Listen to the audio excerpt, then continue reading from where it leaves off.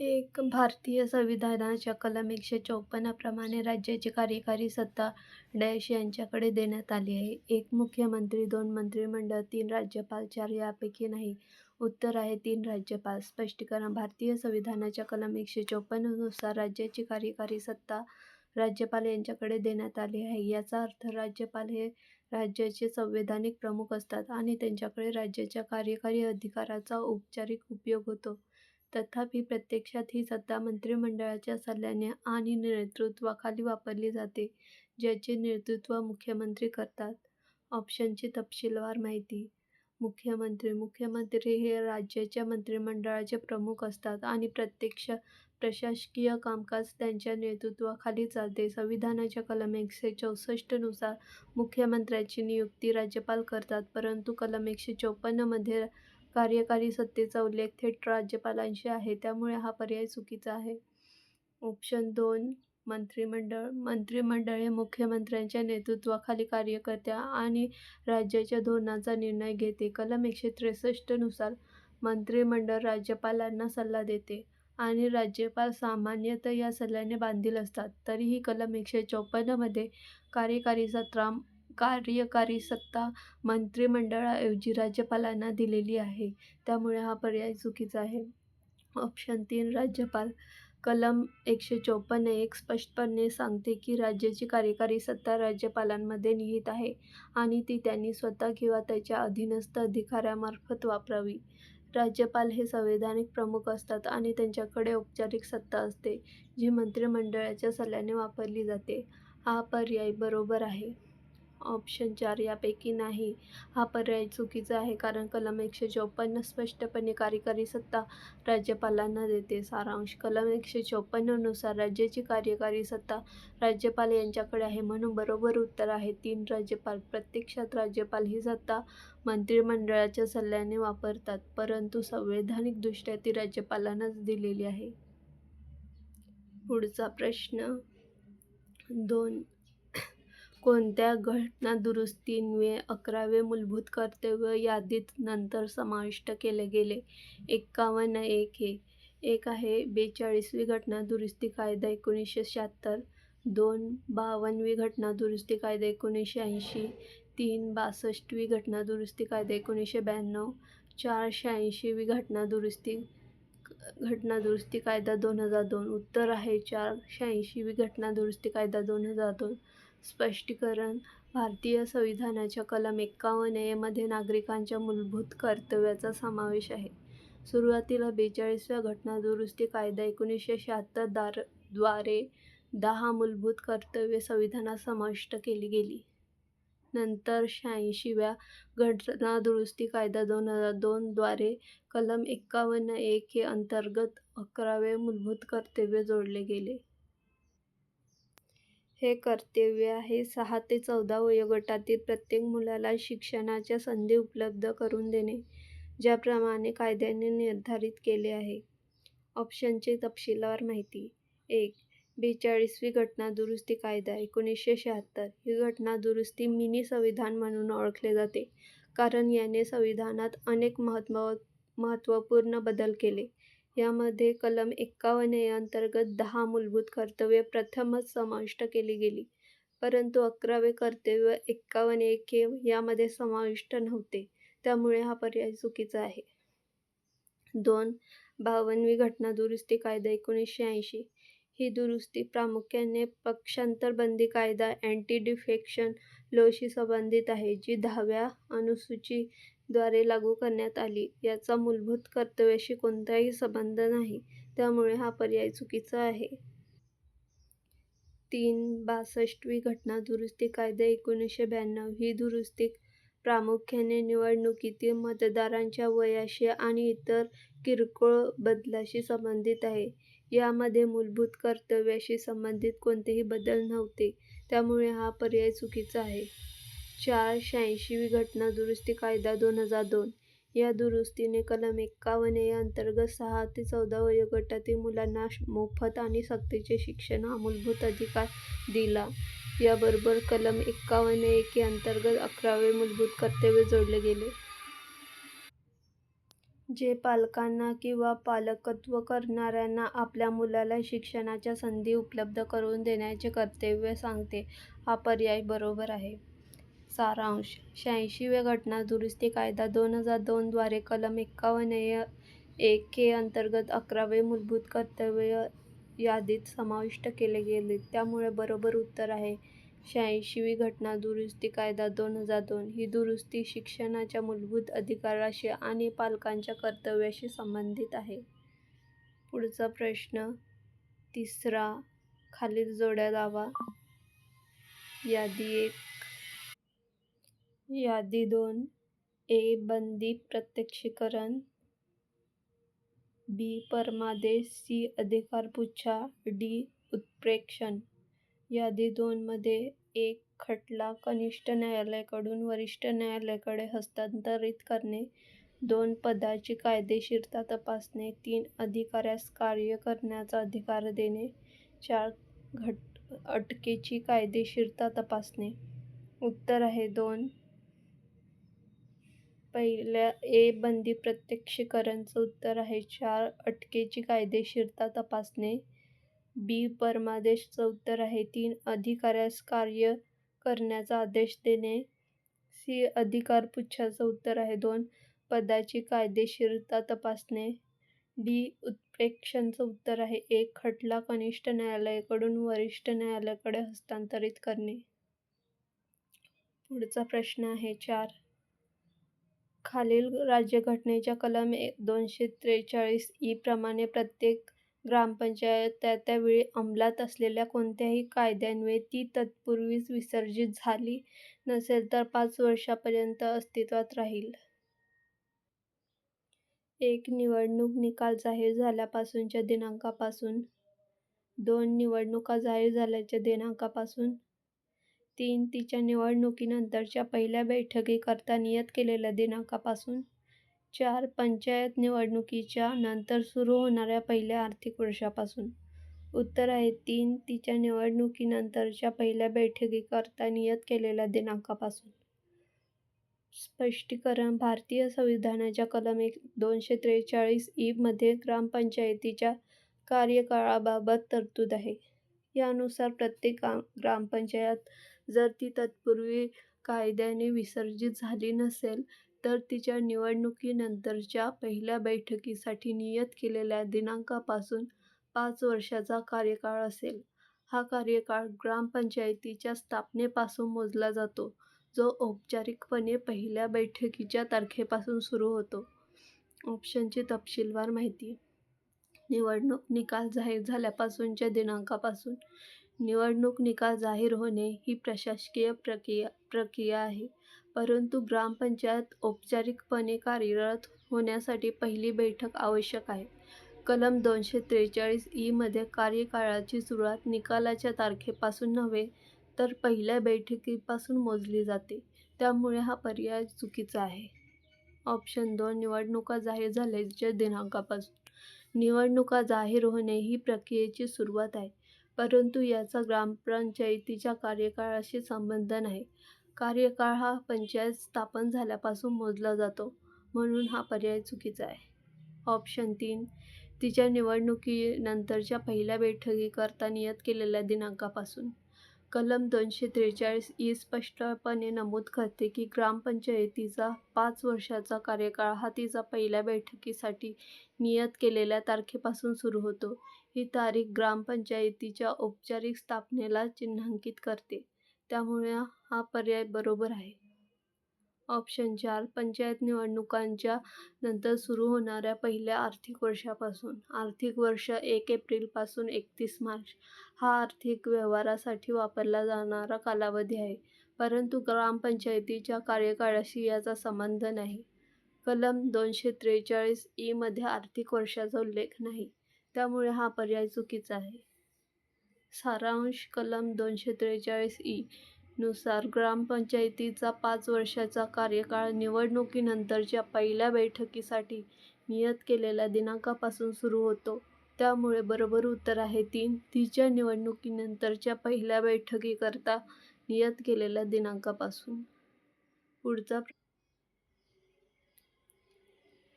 कोणत्या समितीच्या शिफारशीनुसार मूलभूत कर्तव्यांचा समावेश करण्यात आला? 1. देवराज समिती, 2. सुवर्ण सिंग समिती, 3. करण सिंग समिती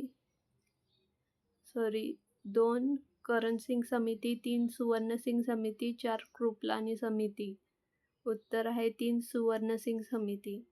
स्पष्टीकरण: मूलभूत कर्तव्याचा समावेश भारतीय संविधानात 42व्या घटना दुरुस्ती कायदा 1976 द्वारे कलम 51A अंतर्गत करण्यात आला. ही शिफारस सुवर्ण सिंग समितीने केली होती.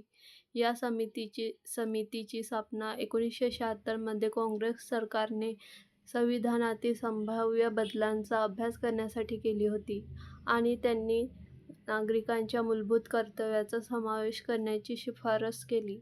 ऑप्शनची तपशीलवार माहिती: 1. देवराज समिती ही समिती अस्तित्वात नाही किंवा तिचा मूलभूत कर्तव्याशी कोणताही संबंध नाही.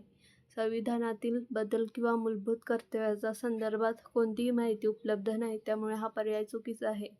2. करण सिंग समिती. करण सिंग समिती हे भारतीय राजकारणी आणि काँग्रेस नेते होते, परंतु त्यांच्या नावाने कोणतीही समिती मूलभूत कर्तव्याच्या शिफारशीसाठी स्थापन झाल्याचा पुरावा नाही, त्यामुळे हा पर्याय चुकीचा आहे. 3. सुवर्ण सिंग समिती. सुवर्ण सिंग समिती ही 1976 मध्ये स्थापन करण्यात आली होती, ज्याचे नेतृत्व सुवर्ण सिंग माजी परराष्ट्र मंत्री यांनी केले. या समितीने संविधानात मूलभूत कर्तव्याचा समावेश करण्याची शिफारस केली, ज्यामुळे 42व्या घटना दुरुस्ती द्वारे 10 मूलभूत कर्तव्ये कलम 51A अंतर्गत जोडली गेली. हा पर्याय बरोबर आहे. 4. कृपलानी समिती. जे. बी. कृपलानी हे स्वातंत्र्य सैनिक आणि राजकारणी होते, परंतु त्यांच्या नावाने कोणतीही समिती मूलभूत कर्तव्याच्या शिफारशीसाठी स्थापन झाल्याचा कोणताही पुरावा नाही. हा पर्याय चुकीचा आहे. सारांश: मूलभूत कर्तव्याचा समावेश सुवर्ण सिंग समितीच्या शिफारशीनुसार 42व्या घटना दुरुस्ती कायदा 1976 द्वारे करण्यात आला, त्यामुळे बरोबर उत्तर आहे 3. सुवर्ण सिंग समिती. पुढचा प्रश्न 6.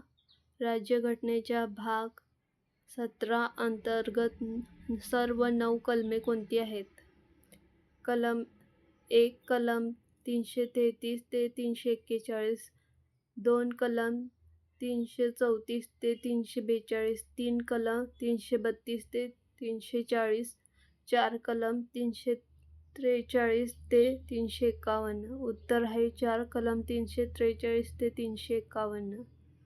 स्पष्टीकरण: भारतीय संविधानाचा भाग 17 हा अधिकृत भाषा ऑफिशियल लँग्वेज या विषयाशी संबंधित आहे. या भागात एकूण 9 कलमे समाविष्ट आहेत, जी कलम 343 ते कलम 351 पर्यंत आहेत. ही कलमे केंद्र आणि राज्याच्या अधिकृत भाषा हिंदी आणि इंग्रजीचा वापर आणि भारतीय भाषांचा विकास यासंबंधी तरतुदी करतात.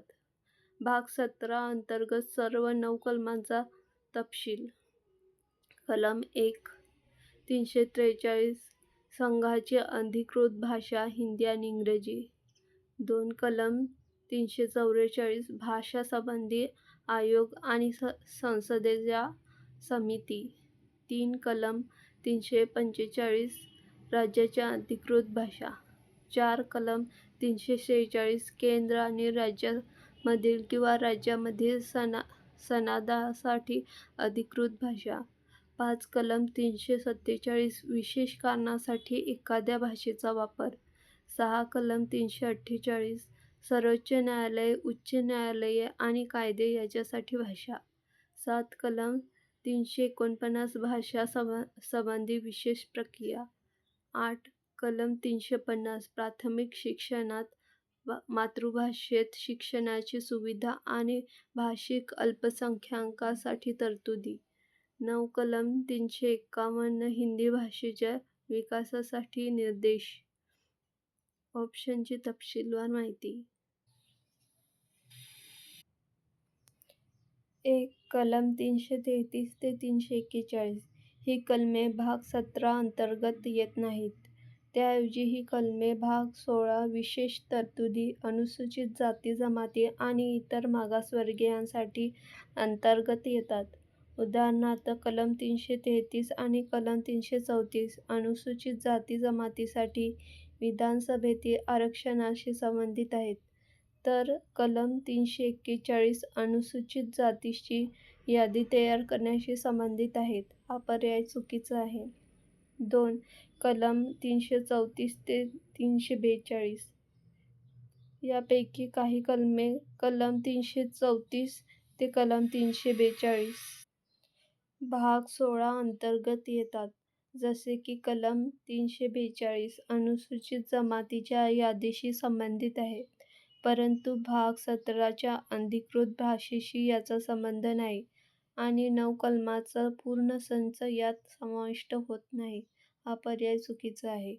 3. कलम 332 ते 340 ही कलमे देखील भाग 16 अंतर्गत येतात, जिथे कलम 333, 332 विधानसभेतील अनुसूचित जाती-जमातीसाठी आरक्षणाशी आणि कलम 340 मागासवर्गीयांच्या तपासणीसाठी आयोगाच्या नियुक्तीशी संबंधित आहे.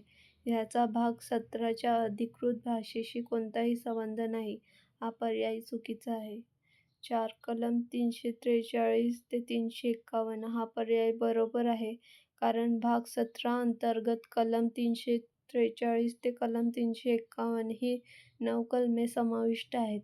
ही कलमे अधिकृत भाषा हिंदीचा विकास आणि भाषिक तरतुदीशी संबंधित आहेत.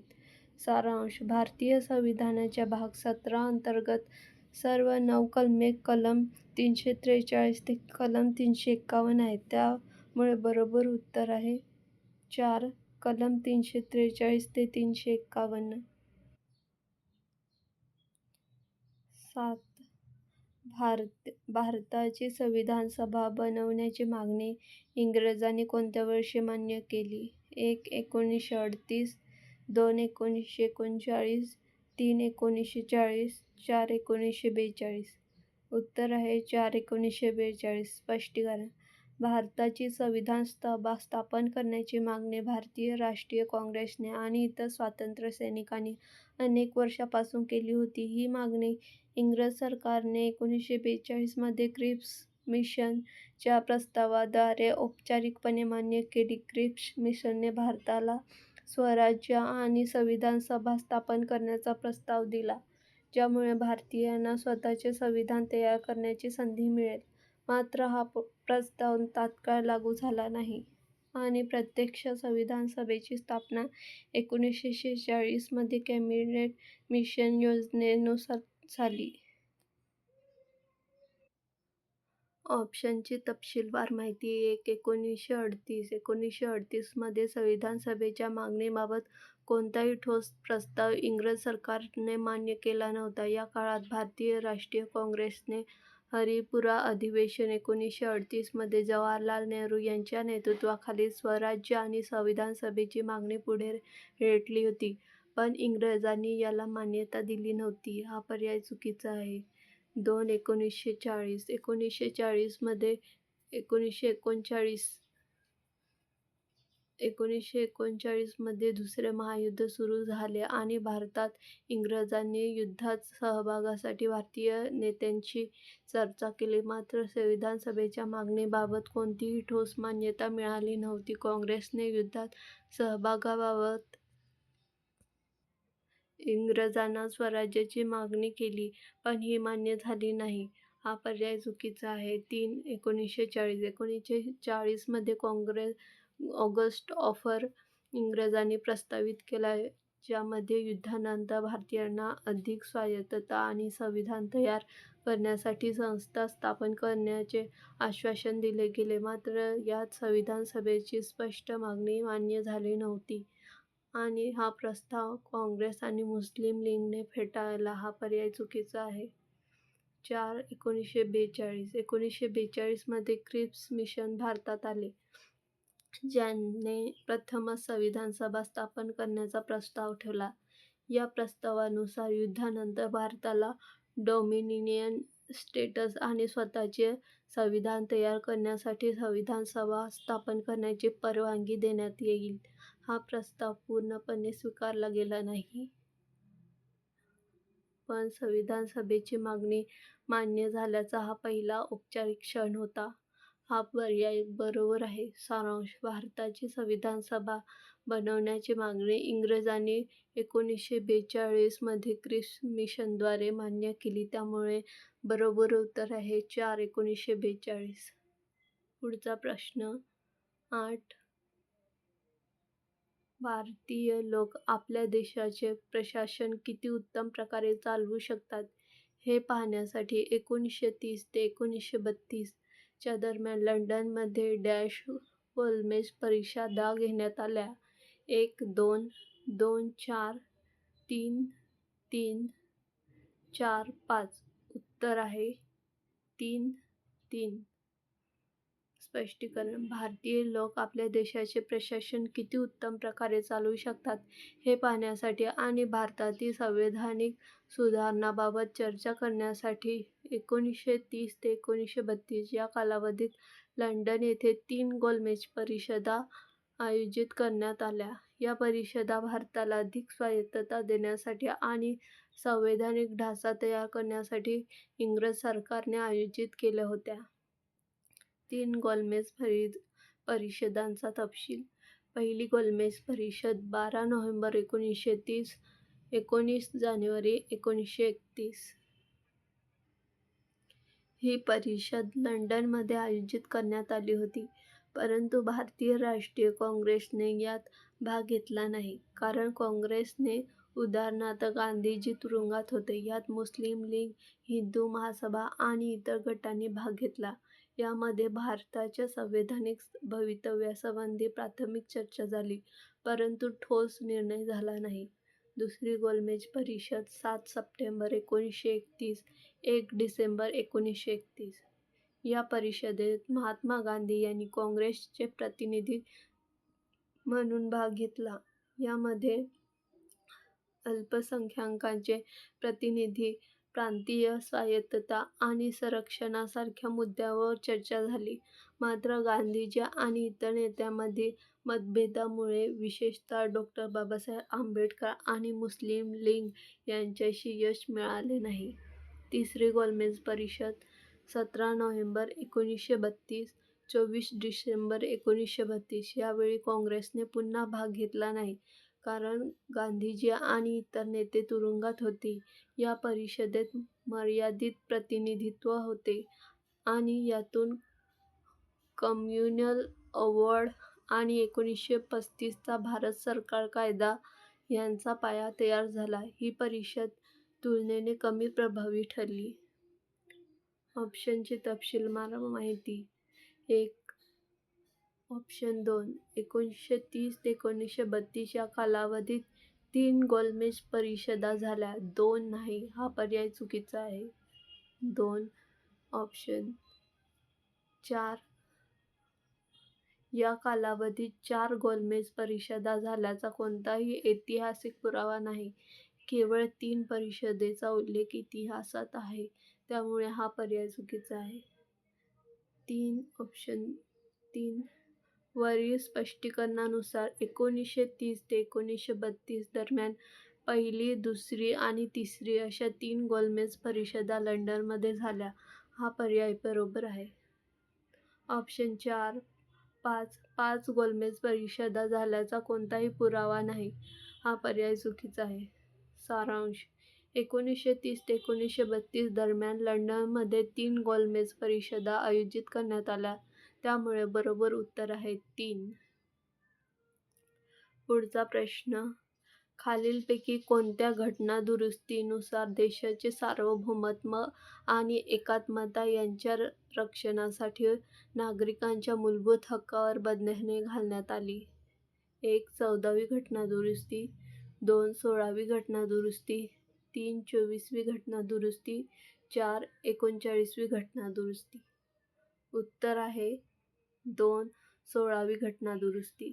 स्पष्टीकरण: 16व्या घटनादुरुस्ती कायदा 1963 द्वारे भारतीय संविधानात बदल करण्यात आले, ज्यामुळे देशाचे सार्वभौमत्व आणि एकात्मता यांच्या रक्षणासाठी नागरिकांच्या मूलभूत हक्कांवर बंधने घालण्यात आली.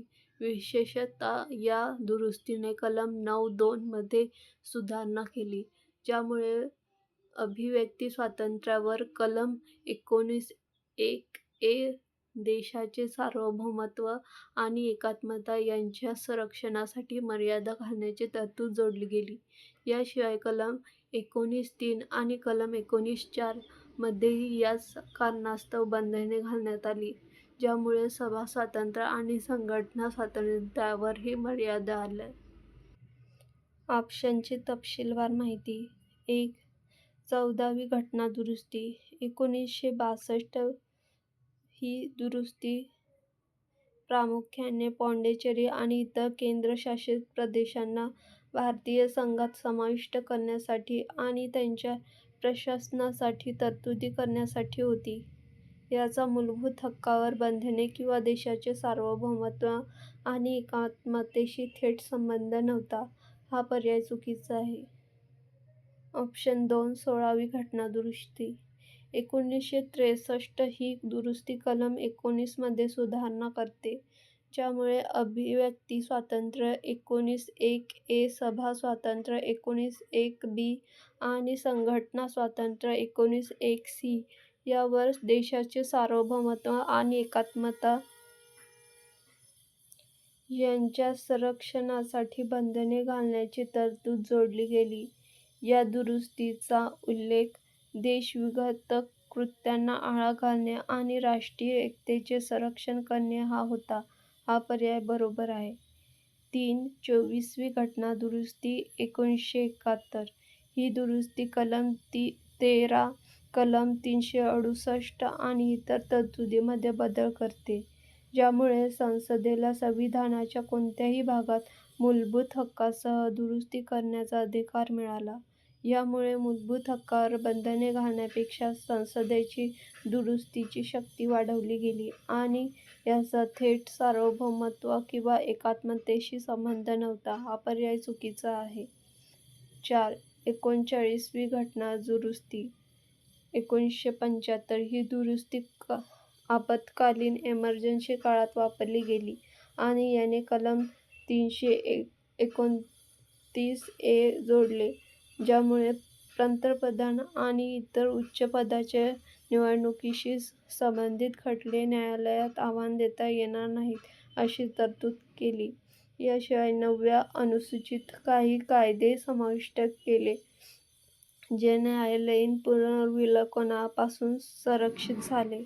याचा थेट सार्वभौमत्व आणि एकात्मतेशी किंवा मूलभूत हक्कांवर बंधनाशी संबंध नव्हता. हा पर्याय चुकीचा आहे. सारांश. 16व्या घटना दुरुस्ती कायदा 1963 द्वारे देशाचे सार्वभौमत्व आणि एकात्मता यांच्या संरक्षणासाठी कलम 19 अंतर्गत मूलभूत हक्कांवर बंधने घालण्यात आली. त्यामुळे बरोबर उत्तर आहे 2. 16वी घटना दुरुस्ती. पुढचा प्रश्न 10. खालीलपैकी कोणते काम ग्रामसेवकाचे नाही? 1. ग्रामपंचायत निधीचा योग्य वापर करणे. 2. ग्रामसभेचा अहवाल तयार करणे. 3. शासनाने निर्धारित केलेल्या विविध कराची वसुली करणे. 4. यापैकी नाही. उत्तर आहे 1. ग्रामपंचायत निधीचा योग्य वापर करणे. स्पष्टीकरण. ग्रामसेवक हा ग्रामपंचायतीचा एक कर्मचारी असतो, जो ग्रामपंचायतीच्या प्रशासकीय आणि सचिवीय कामासाठी जबाबदार असतो. त्याचे मुख्य कार्य ग्रामपंचायतीच्या कामकाजात सहाय्य करणे, नोंदी ठेवणे, अहवाल तयार करणे आणि प्रशासकीय योजनांची अंमलबजावणी करणे हे आहे. मात्र ग्रामपंचायत निधीचा योग्य वापर करणे हे काम थेट ग्रामसेवकाचे नाही. निधीचा वापर आणि त्यासंबंधीचे निर्णय ग्रामपंचायत समिती, सरपंच आणि सदस्य घेते, तर ग्रामसेवक फक्त त्यासंबंधीच्या नोंदी ठेवण्याचे आणि अंमलबजावणीचे काम करतो. ऑप्शनची तपशीलवार माहिती. 1. ग्रामपंचायत निधीचा योग्य वापर करणे. ग्रामपंचायत निधीचा वापर हा ग्रामपंचायत समितीचा अधिकार आहे, ज्यामध्ये सरपंच आणि पंचायत सदस्य यांचा समावेश होतो. ग्रामसेवक निधीच्या वापराबाबत निर्णय घेत नाही. तो फक्त निधीच्या नोंदी ठेवणे, खर्चाचे अहवाल तयार करणे आणि लेखापरीक्षणासाठी सहाय्य करणे यासारखे प्रशासकीय कामे करतो. त्यामुळे हे काम ग्रामसेवकाचे नाही आणि हा पर्याय बरोबर आहे. 2. ग्रामसेवकाचा अहवाल तयार करणे. ग्रामसेवकाचे एक महत्त्वाचे कर्तव्य म्हणजे ग्रामसेवकाच्या बैठकीचे अहवाल तयार करणे आणि त्यासंबंधीच्या नोंदी ठेवणे. ग्रामसभेच्या ठरावाचा अहवाल तयार करणे आणि तो प्रशासकीय यंत्रणांना सादर करणे हे ग्रामसेवकाच्या जबाबदारीपैकी एक आहे. हे काम ग्रामसेवकाचे आहे, त्यामुळे हा पर्याय चुकीचा आहे. 3. शासनाने निर्धारित केलेल्या विविध कराची वसुली करणे. ग्रामसेवकाला ग्रामपंचायतीच्या अधिकारक्षेत्रात कर वसुली, उदाहरणार्थ मालमत्ता कर, पाणी कर यासंबंधी सहाय्य करावे लागते. यामध्ये कराची रक्कम जमा करणे, त्याच्या नोंदी ठेवणे आणि संबंधित अहवाल तयार करणे यासारख्या जबाबदाऱ्या येतात. हे काम ग्रामसेवकाचे आहे, त्यामुळे हा पर्याय चुकीचा आहे. यापैकी नाही. वरील स्पष्टीकरणानुसार ग्रामपंचायत निधीचा योग्य वापर करणे हे ग्रामसेवकाचे काम नाही, तर इतर दोन्ही कामे ग्रामसेवकाचा अहवाल तयार करणे आणि कर वसुली याच्या जबाबदाऱ्यांमध्ये येतात. त्यामुळे हा पर्याय चुकीचा आहे. सारांश. ग्रामपंचायत निधीचा योग्य वापर करणे हे काम ग्रामसेवकाचे नाही, कारण निधीच्या वापराबाबतचे निर्णय ग्रामपंचायत समिती घेते. त्यामुळे बरोबर उत्तर आहे 1. ग्रामपंचायत निधीचा योग्य वापर करणे.